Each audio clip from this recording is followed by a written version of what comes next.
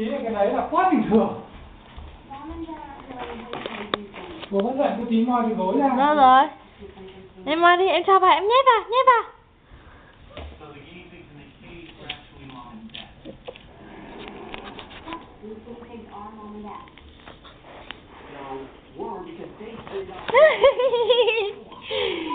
Em mấy rồi chứ? À, lại nè.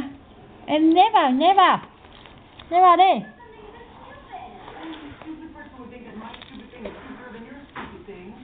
Đâu rồi? Lấy đi, em lấy đi.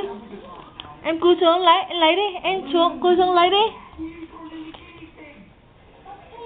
Em lấy cho mẹ.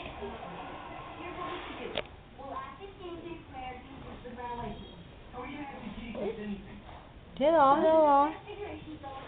Lấy đi, lấy cho mẹ.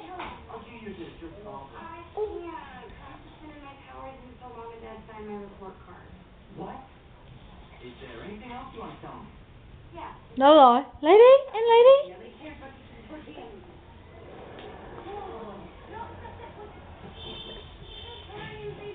À, em lấy cho mẹ. Nhanh.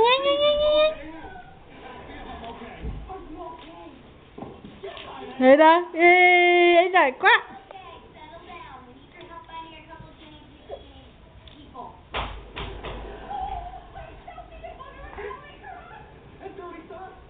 Tối nay là lạnh 13 độ nhỉ.